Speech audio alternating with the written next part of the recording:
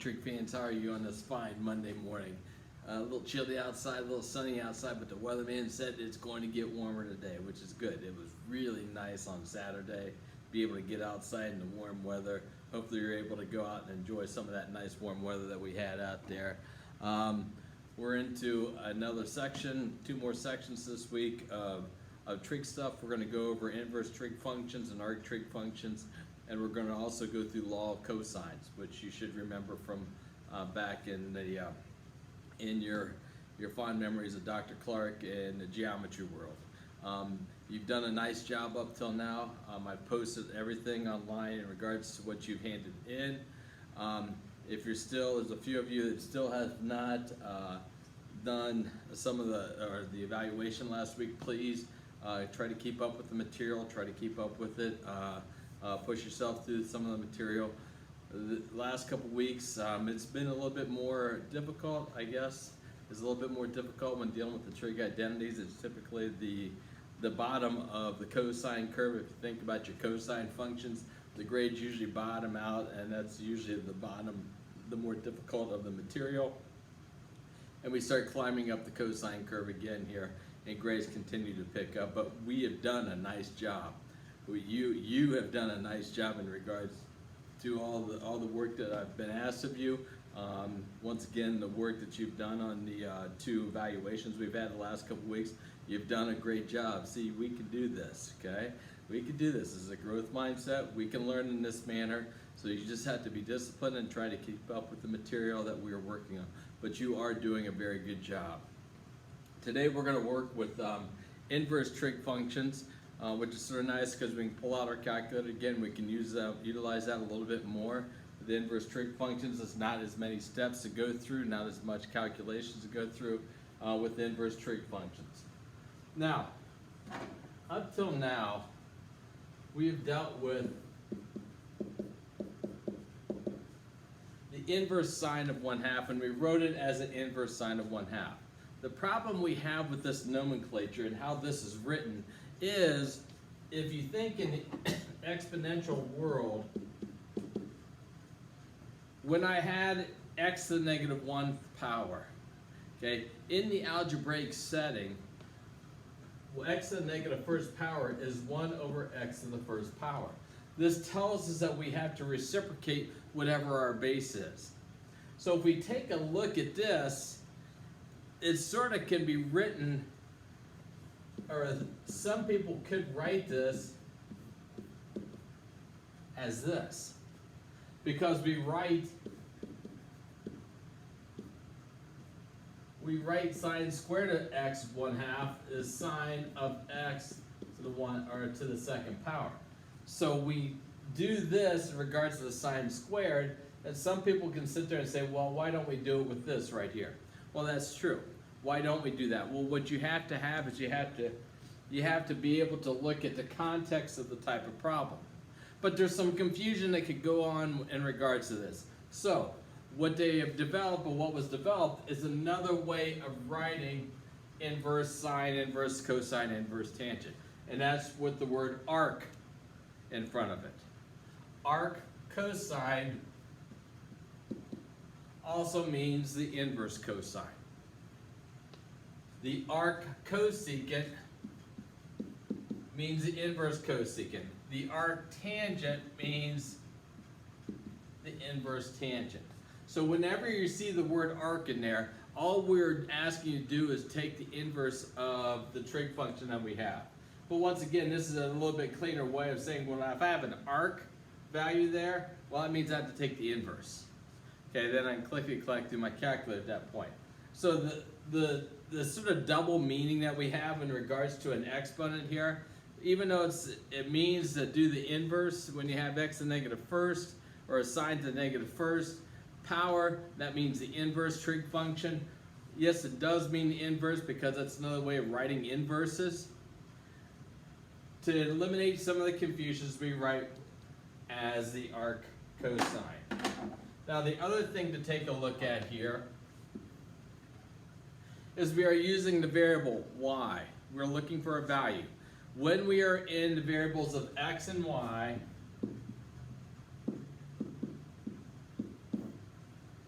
We are in radians because we're looking for a radian value when we have an actual variable there. If we had theta there, then we can leave things in degrees. Well, does that mean I sit there and go, oh, I better change my calculated range real quick? No, it doesn't mean that. Okay? It just means our solutions need to be in a radian form, which means going back and looking at the idea when we had pi over 6, this was 30 degrees. Pi over 4 is 45 degrees. Pi over 3 is 60 degrees. And pi is 180 degrees. So we want to make sure that we're putting things back in terms of pi. What I suggest you do is keep your calculator in a degree mode.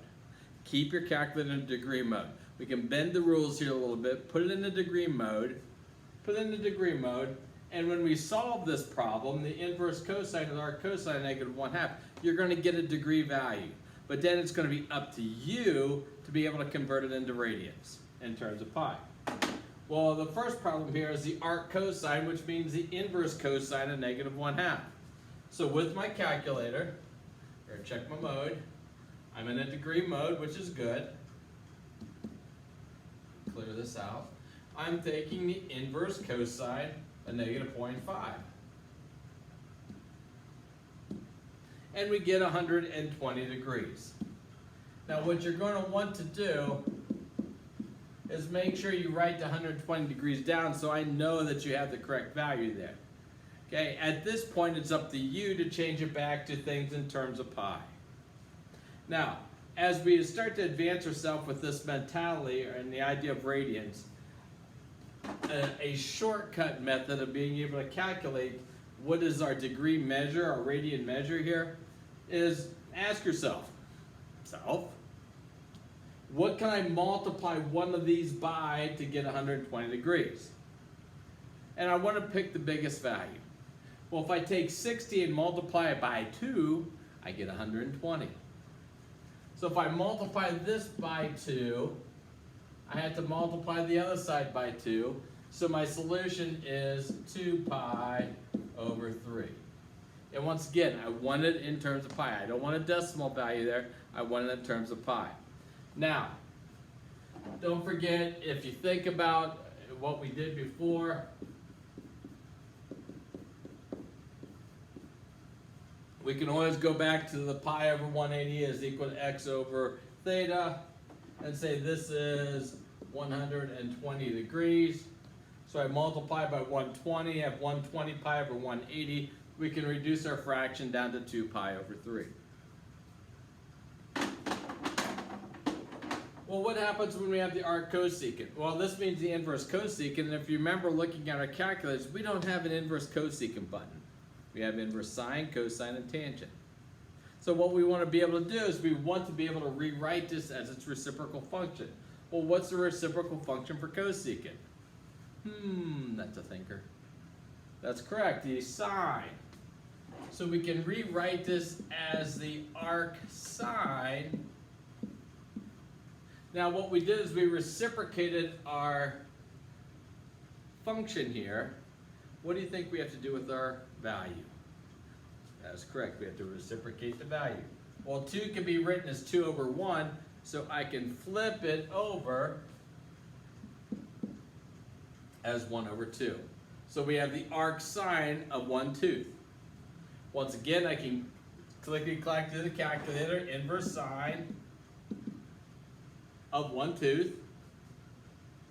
And what we come down to is we come down to a value of 30 degrees, which up here is pi over 6 radians. Now, one thing we should also take a look at here, we have a capital letter, capital letter, capital letter, capital letter. When we have that capital letter there, this means the principal value. This goes back and talks about what we did prior to this. Means take the principal value of this. So if I have a capital letter, I just find the principal value. If you remember back, principal value is the calculator value.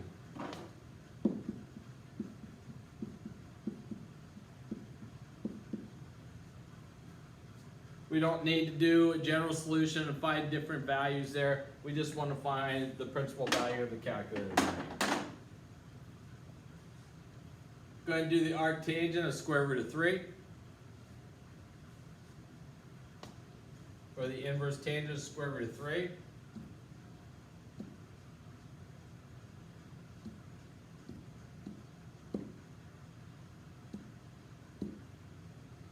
We get 60 degrees. And once again, write this value down here, so I know you've done it correctly. And if you don't get this correctly over here, you'll get a point taken off, which is pi over 3 degrees. When we talk about our principal values,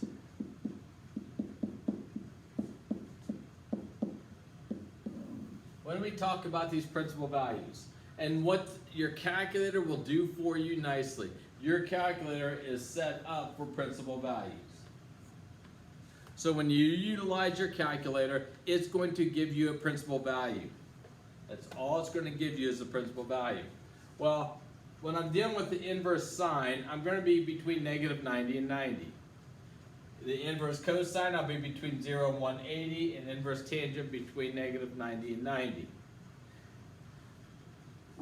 Now with the inverse cosecant, it falls right in line with the inverse sine or arc sine. The arc secant falls in line with the arc cosine. The only one that we have to worry about here is tangent and cotangent. And the reason why is we have to, if you remember back when we graphed tangent and cotangent, we had to draw vertical asymptotes. And we had to stay in between those vertical asymptotes. Well, the tangent, to stay in between the vertical asymptotes for tangent, I have to be between negative 90 and 90. That means we have a vertical asymptote at negative 90, vertical asymptote at 90. The cotangent had vertical asymptotes at 0 and 180, so I have to stay between there. The only values you have to watch out for is if I take the arc cotangent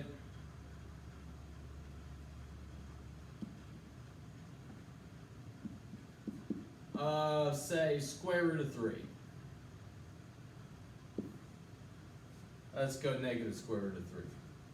If I take the arc cotangent of negative square root of 3, what this tells us that we have to do is we can rewrite this as a reciprocal inverse tangent of 1 over negative square root of 3. So if we would clickety-clack that through the calculator, second tangent of 1 divided by negative second square root of 3, we get a value of negative 30 degrees. And that's fine and dandy for the arc tangent. But the original question asked me, what is the arc cotangent of this? Which means my solution needs to be between 0 and 180 degrees. Well, how do we get this between 0 and 180? Well, if we think back to our general formulas, we have negative 30 plus or minus the period n. And with the trig function, or with the tangent functions, that's 180 degrees. So we can add 180 to this to get 150 degrees. Which, if I look up here, 150 degrees, I can multiply this by 5 to get 150. So I have to multiply this by 5 to give me 5 pi over 6. The only time you have to worry about not taking the calculator value is when you have the arc cotangent or the inverse cotangent of a negative. When we have the inverse cotangent of a negative, we get our solution. We have an arctangent of a negative, 1 over our negative, which we're going to get our solution. We have to add 180 to it. So only when you have the arc cotangent of a negative, not arc tangent, arc cotangent of a negative, I have to remember to add 180 to my solution. Let's look at some other problems. We want to take the tangent of the arc sine of 4/5. Well, the arc sine is the inverse sine, and your solution is going to give you an angle. So what you should do with your calculator, is take the arc sine of 4/5.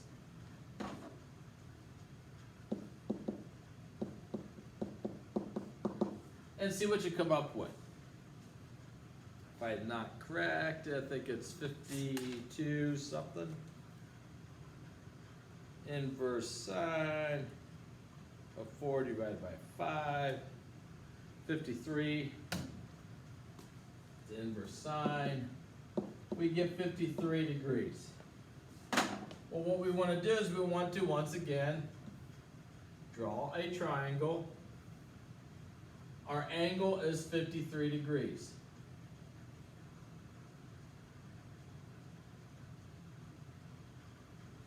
So I'm going to draw in quadrant number 1. I want the sine of this angle to be 4/5.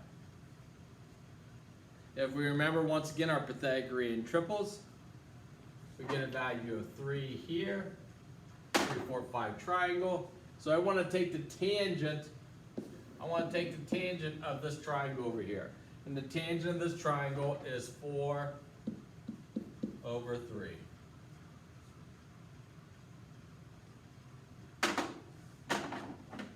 The cosine of the arc sine of -5/13. What I want you to do is I want you to do this one by yourself. Okay, so I want you to find the angle first, and then draw the triangle in that quadrant, throw in your values, and find the cosine of that triangle. Okay, so go ahead and turn your video off and go ahead and do that, and turn it back on, and we'll check our solutions. The inverse sine of -5/13. So we have second sine of -5 divided by 13. Whoopsie.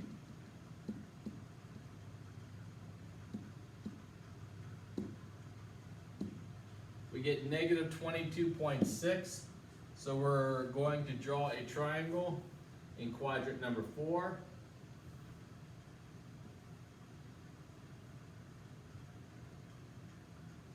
So we have 22.6 there, but we really don't care about that.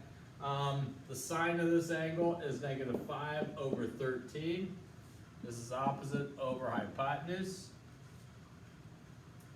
Using our Pythagorean triples, this value is a value of 12.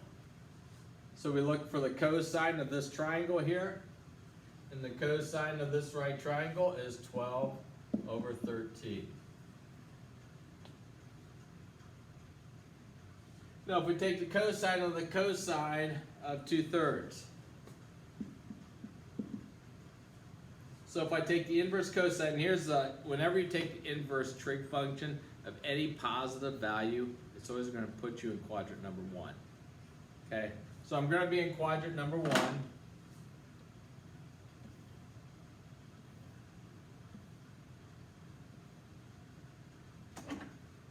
The cosine of this angle is 2/3, adjacent over hypotenuse.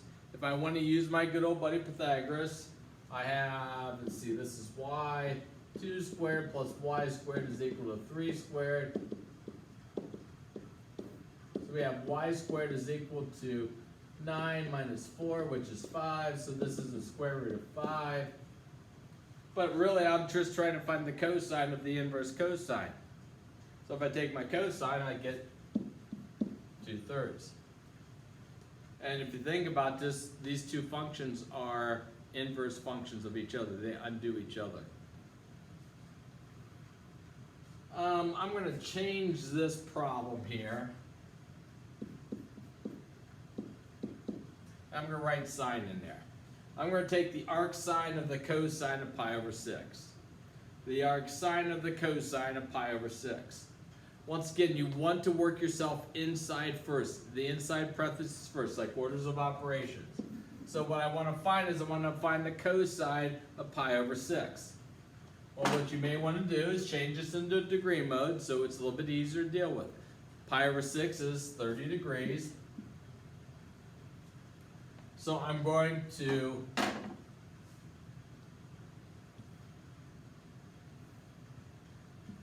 draw my 30-degree angle. Throw in my values. I have 1, I have 2, I have square root of 3. And the cosine of pi over 6 is adjacent over hypotenuse, square root of 3 over 2.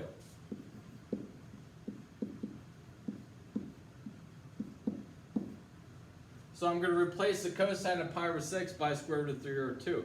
So I want to find the arc sine of the square root of 3 over 2. Now this turns into a clickety-clack exercise. I want to take the inverse sine of square root of 3 over 2. Second sine, second square root of 3 divided by 2. And we get 60 degrees. So we get a solution of 60 degrees, but then changing it once again back into a radian mode, this comes down to pi over 3.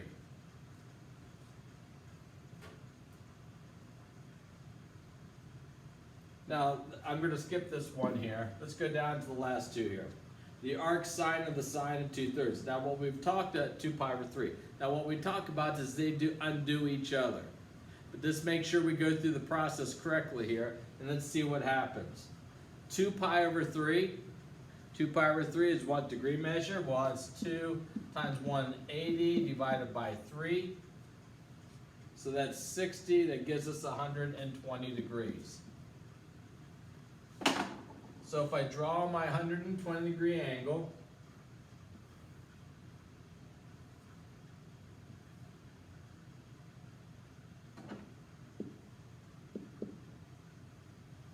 my reference angle is 60 degrees. We have a 30-degree angle up here. 1, 2, square root of 3. We check for any negatives. Here's my negative there. Now if we take the sine of 120 degrees, I'm looking at the sine of this triangle here. So I have square root of 3 over 2. So we have the arc sine of square root of 3 over 2. Now what I suggest you do is you make sure you write this out. Why? Because it shows me you've got the first part of the problem done correctly. Okay? The second part of the problem is taking the inverse sine, or arc sine of square root of 3 over 2. So if we go to our calculator, the inverse sine of square root of 3 over 2, we just did that. We came down to 60 degrees, which is pi over 3. Now, yes, these undo each other. The inverse sine of the sine of 2 pi over 3, they undo each other, and we can come down to 120 degrees. That's fine. But the problem we run into, for the arc sine 120 degrees, for the arc sine, I need to come down to a solution that's between negative 90 and 90, and I'm not there. 120 degrees is not between those two values. So how I get it into those two values is just working through the process of writing out these problems here. I need to make sure that I stay in my principal value range. 120 is not there. 60 is there, so that is a correct solution. The last problem. The arc cotangent of the cotangent of negative pi over 3. Negative pi over 3 is negative 60 degrees. So if I draw my 160 degree or negative 60 degree angle, and once again at any time if I'm going way too fast,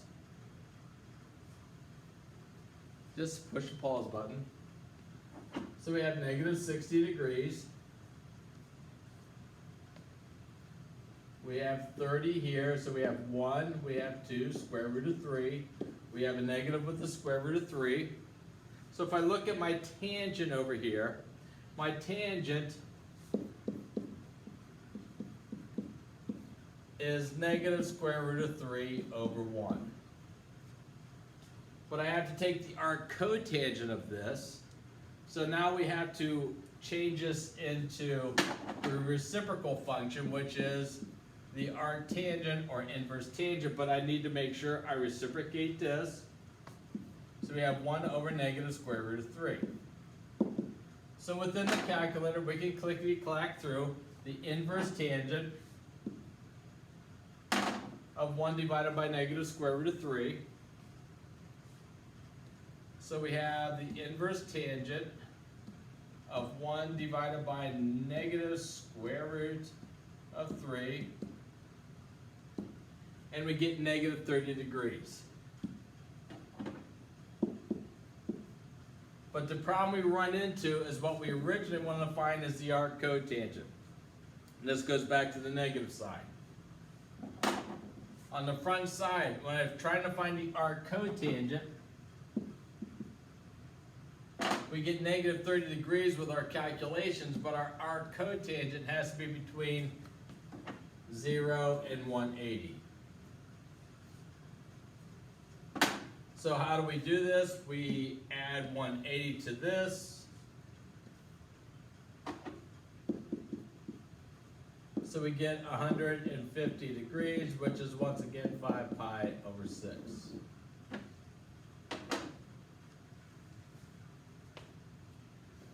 Dealing with the inverse or arc trig functions is a lot easier. Dealing with the double angles, half angles, a lot easier to deal with, isn't it? Yes, it is. So once again, I gave 6 problems at the end of the quiz, or at the end of this lesson. What that is like your homework problems or exit ticket, but also what I do is I also utilize that when I give you the evaluations at the end of the week. I also include in, did you go through those processes and those problems? Okay, so I'm looking at that as an opportunity for you to get additional points on the quizzes. So the quizzes, the evaluations I gave you were out of 40, but when you look at progress book, I got it out of 50, and that's why I included the 2 problems, the 2 sets of problems that you did after our notes. So you need to make sure that you go ahead and do those, and if you've made an attempt and you got to the 4 out of 5 or at least 80%, you get 5 points out of those problems. So you can get a total of 10 points that get added into the final grades for the evaluation that week. So please go ahead and make sure that you take care of those. Make sure you get through those problems also. Other than that, I have nothing else for you. Please continue to keep up with the material. I hope you're staying safe in your household. I hope you're keeping your social distancing. Once again, hopefully we can get back to some sort of normalcy as soon as possible. Just please, please, please, let's continue to do what we need to do here. I miss you guys. I wish you were in class today, but we're not there. So it's our reality. It's how we are. So continue to work up with the material, or work with the material. Continue to push yourself through the material. Once again, it gets a lot easier as we go through this. Tomorrow we'll go through law of cosines, which once again is something that we did back in geometry with Dr. Clark. So hopefully that'll be a little bit more familiar with you also. If you have any questions, feel free to comment my questions or comment me, email me. I'll get back to you as quickly as possible. Other than that, adios. I'm out of here. Folks, have a great day.